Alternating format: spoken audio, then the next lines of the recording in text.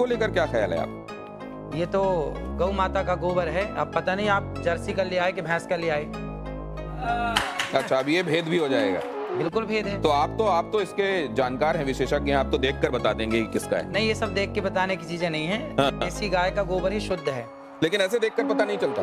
ये पता चलता उसके भी गुण होंगे, पर वो यहाँ पे अब कहाँ लिबर्टी ले आए हम आपके बीच में। तो ये क्या ये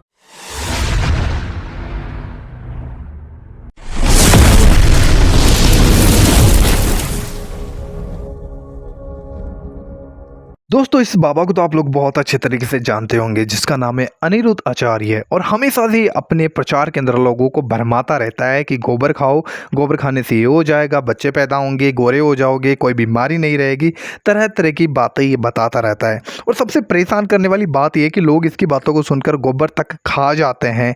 लेकिन यहाँ पर इस बाबा को एक न्यूज स्टूडियो के अंदर बुलाया गया और न्यूज एंकर इसके सामने गोबर लेकर आया कि बाबा इस गोबर को खाकर दिखाओ।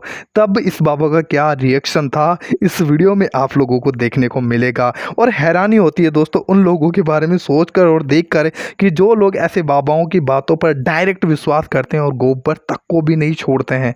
अभी आप वीडियो पे देख पा रहे हो, देन प्लीज़ आप लोग इस वीडियो को पूरा ज़रूर देख के जाइएगा, बिल्कुल भी स्किप मत कीजिएगा और ज़्यादा से ज़्यादा लाइक ज़रूर कीजिएगा। आइए देखते हैं। इसको लेकर क्या ख्याल है आप? ये तो गौ माता का गोबर है। अब पता नहीं आप जर्सी का ले आए कि भैंस का ले आए। अच्छा, अब ये भेद भी हो जाएगा। बिल्कुल भेद है। तो आप तो इसके जानकार हैं, विशेषज्ञ हैं, आप तो देखकर बता देंगे कि किसका है। नहीं, ये सब देख के बताने की चीजें नहीं है। देसी गाय का गोबर ही शुद्ध है। लेकिन ऐसे देखकर पता नहीं चलता। नहीं, ये पता चलता उसके भी गुण होंगे, पर वो यहाँ पे अब कहाँ लिबर्टी ले आए हम आपके बीच में। तो ये क्या ये इसको, जैसे अगर कोई शुद्ध आपके जितना जानने वाला नहीं है, उसको शुद्ध के बारे में पता नहीं है, शुद्ध देसी आपने गाय। कहा गोबर का इस्तेमाल करो। हाँ, वो इसका इस्तेमाल क्या सौंदर्य प्रसाधन में कर सकता है? शुद्ध देसी गाय, भैंस का नहीं और जर्सी का नहीं। जर्सी का तो बिल्कुल नहीं, भैंस का तो बिल्कुल नहीं, केवल शुद्ध देसी गाय वेद लक्षणा।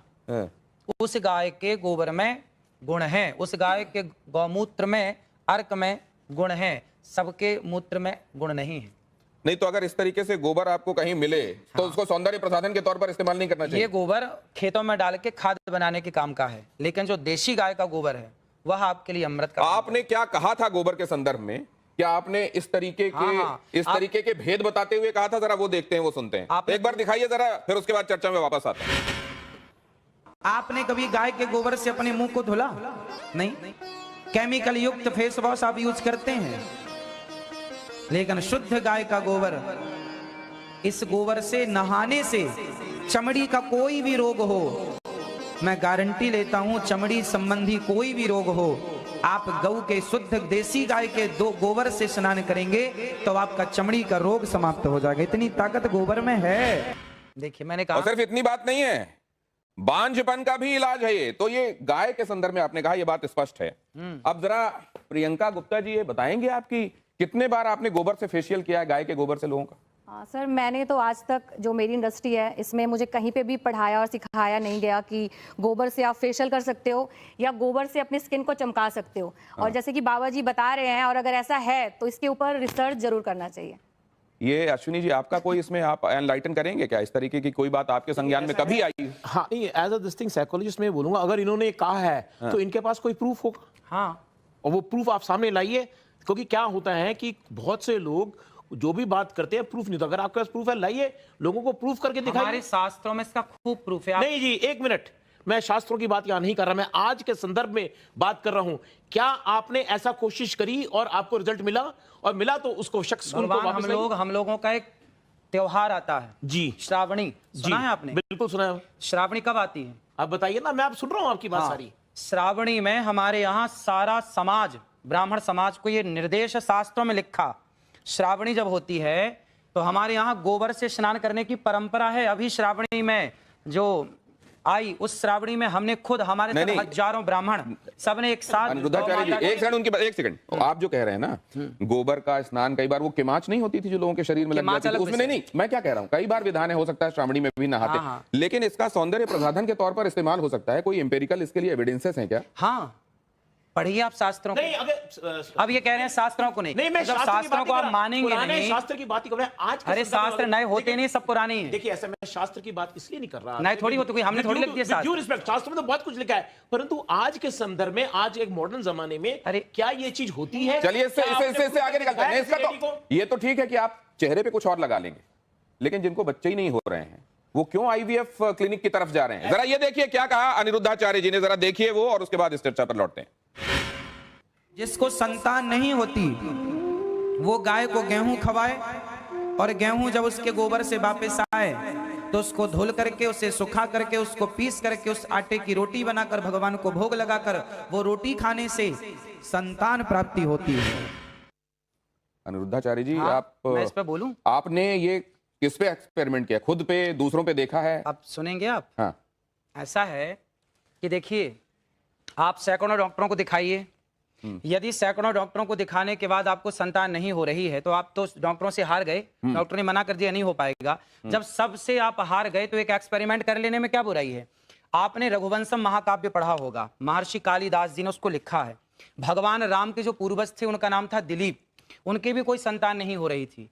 तब राजा दिलीप ने गौ माता की सेवा की और गौ माता की सेवा से दिलीप के संतान हुई, जिनका नाम रघु पड़ा, रघुवंश उनके नाम से आगे चला।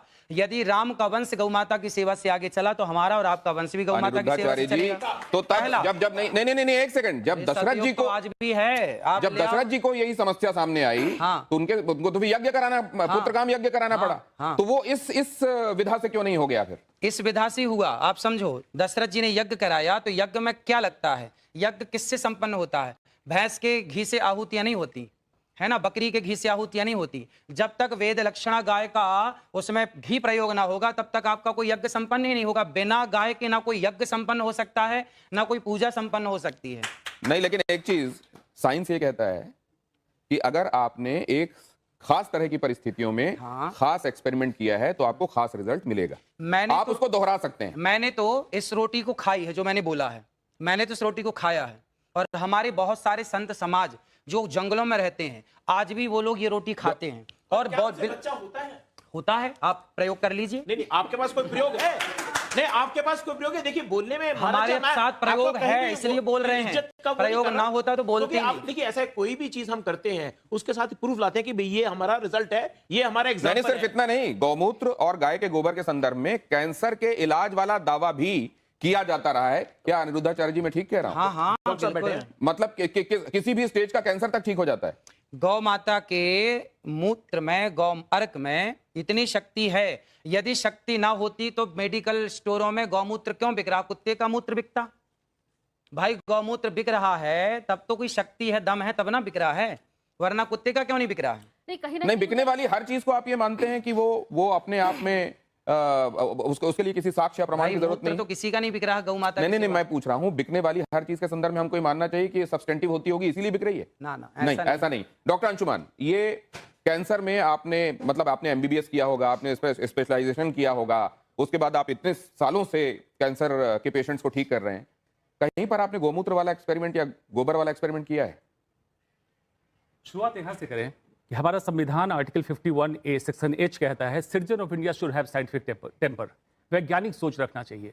गैर वैज्ञानिक सोच रखना और उसको प्रत्यक्ष प्रमाण बोलना असंवैधानिक बात है और कानून के खिलाफ है। अभी दोस्तों आप लोगों ने इस वीडियो में देखा कि जब न्यूज एंकर इस बाबा के सामने गोबर को लेकर आता है तो किस तरीके की बातें फिर ये बाबा रखना शुरू कर देता है कि गोबर देसी गाय का होना चाहिए, ऐसा होना चाहिए, क्वालिटी। भाई गोबर के अंदर भी कोई क्वालिटी होती है क्या? भाई जो अंधभक्त हैं वो तो बिना क्वालिटी देखकर खाते हैं, जैसा कि आप लोग देख पा रहे हो इस वीडियो के अंदर, क्योंकि उन्हें तो भाई सारे गोबर के अंदर ही ऐसी, भाई वो क्या बताता हूँ मैं, अब क्या ही बता सकता हूँ। बट हैरानी होती है इस बातों पर कि आज लोग प्रभु यीशु मसीह का विरोध करते हैं। किस बात के लिए? क्योंकि यीशु मसीह लोगों को सही शिक्षा देता है कि भाई पाप की ओर मत फिरो, बुराई की ओर मत फिरो, गंदी चीजें मत खाओ, गंदे काम मत करो। लेकिन ऐसे जो बाबा लोग हैं वो स्टेज के ऊपर सच्चाई का तो प्रचार करते नहीं है। क्योंकि अब क्या ही बताऊं मैं दोस्तों, आप लोगों का बहुत अच्छे हो, समझदार हो इन बातों के लिए, लेकिन ये जो वहाँ पे से जो गंदगी लोगों के ऊपर फेंक रहे होते हैं, लोग क्या करते हैं अपने आप को, जैसे डस्टबिन होता है ना, डस्टबिन के अंदर कुछ भी डाल दो, वो उसका मुंह खुला रहता है, भाई आओ कुछ भी डाल दो, आओ कुछ भी डाल दो। लोगों ने अपने आप को डस्टबिन बनाया हुआ है कि भाई कोई भी बाबा आएगा, कोई भी कुछ भी आएगा, कुछ भी कह देगा और हम अपने आप में डाल लेंगे। तो भाई समझो, सीखो, किताबें पढ़ो, किताबों के अंदर आपको नॉलेज मिलेगा। प्रॉब्लम क्या है कि लोग अपने धर्मों की किताब को पढ़ते नहीं हैं। पढ़ोगे तो आप सच्चाई को जानोगे। और ऐसे जो बाबा जो बहुत ही बुद्धिमान बनकर बैठे हुए हैं, लोगों को गोबर तक खिला रहे हैं, पेशाब तक पिला रहे हैं, ऐसे बाबाओं की गलत शिक्षाओं से आप लोग बच पाओगे। क्योंकि इन लोगों के सामने जब ये चीज़ें लेकर आया जाता है ना, तो ये इतनी बुद्धि का इस्तेमाल करते हैं, अपने आप को सही साबित करने की कोशिश करते हैं। नहीं नहीं नहीं, तरह तरह की ट्रिक लगा लेते हैं, फिर ऐसे खुद नहीं खाएंगे लेकिन अंधभक्तों को खिलाएंगे।